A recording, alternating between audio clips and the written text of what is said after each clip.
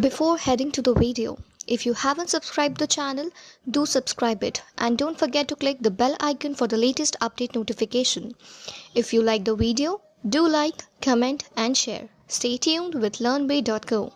Happy learning! Now that error is categorized into two types, right? Something called type 1 error and type 2 error. These are very favorite interview questions, okay, from start, so be clear about them.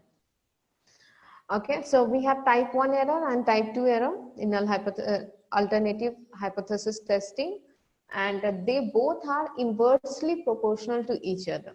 Okay, what that means?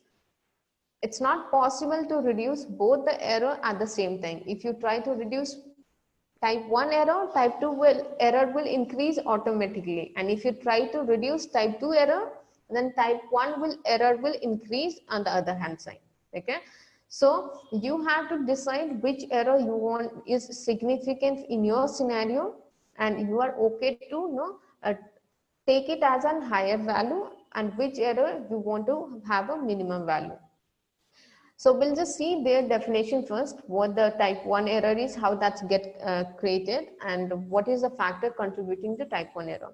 So definition of a type 1 error always goes, a type 1 error is rejecting null hypothesis when it is true.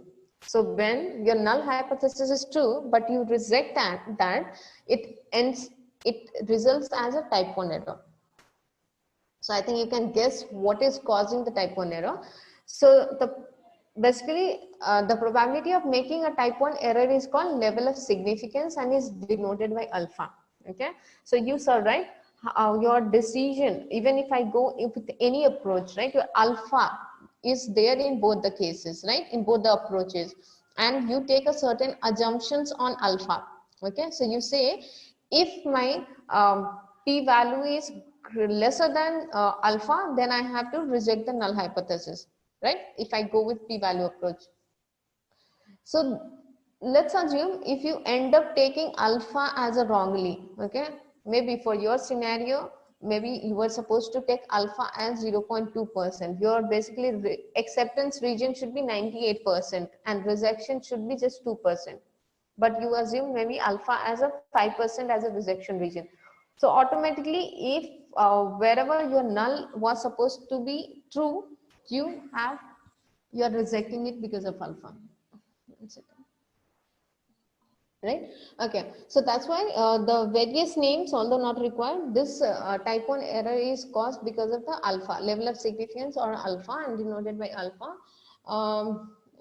Right, if you have to visualize it on the normal curve, we'll just see that region which causes this type 1 error, that's called alpha region. I'll just show the graph as well. So let's see type 2 error. What is the definition of type 2 error? Okay, so the definition is type 2 error is the accepting null hypothesis when it is false. Okay, what is type 1? You reject null hypothesis when it is true. What is type 2 error? When you accept null when it is false, actually. So what happens? You incorrectly retain the null hypothesis when actually you are supposed to reject it. So again, the factor or what causes this type 2 error, that's denoted by beta.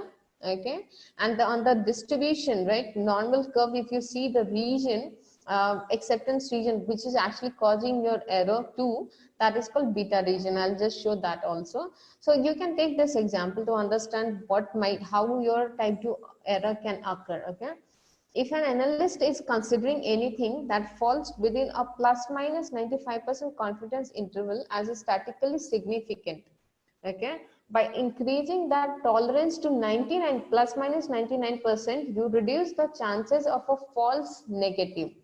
Okay, however, doing so at the same time increases your chances of encountering a type 1 error.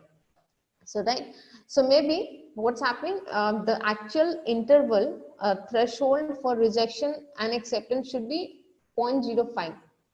Okay, but wrongly if you attempt choose 0.01 as a alpha, right, Or other way I can say, if my region of acceptance was actually supposed to be just 95%, but you go ahead and you went ahead and you chose till 99% as a region of acceptance, that would end up as a type 2 error. And if no, you try to now reduce that type 2 error by shrinking the region of acceptance, what will happen? There is more likely that your type 1 error will occur. As I said, they are inversely proportional to each other. Okay, so basically your type 1 error occurs because of alpha, and type 2 error occurs because of beta, which is 1 minus alpha, or also you can say that level of significance that we are talking about. Okay, in simple way you can visualize the relation between type 1 and type 2 errors to be something like this. Okay, you can see, right? Okay, any mean something threshold you choose. Okay, so what will happen if you go further to the right? Okay, if you some threshold you choose, that threshold if you push it to the right left side somewhere here, what will happen? Your type 1 error is more likely to increase. If you push it somehow to the right hand side from this boundary, your type 2 error is more likely to increase. So there is always that trade-off. You have to maintain a trade-off between type 1 and type 2 error. There is much more detail about this, right? If you are interested, a few links I have provided, you can read them. However, what is significant for us from our understanding and application that we are going to make use of this concept, that we should know their definition and what are the factors that ends up as causing this two particular errors that we are just terming out. Okay, visually you can visualize this way. Okay, like when your type 1 error occurs, when your type 2 error occurs, when you actually end up doing the correct decision boundary or decision taking. So I'll not go more into them. These are for your reference. You can read them. Okay. So what you should know from interview perspective, what is the definition of type 1 error, type 2 error, what factor causes type 1 error, and that's alpha, and there is something called beta, or also the your confidence interval, or the interval which is your acceptance region that results into type 2 error. Clear? And again, there is a inversely proportional relationship between type 1 and type 2. Both you cannot reduce at the same time. If you are reducing one of them, the other is more likely to increase.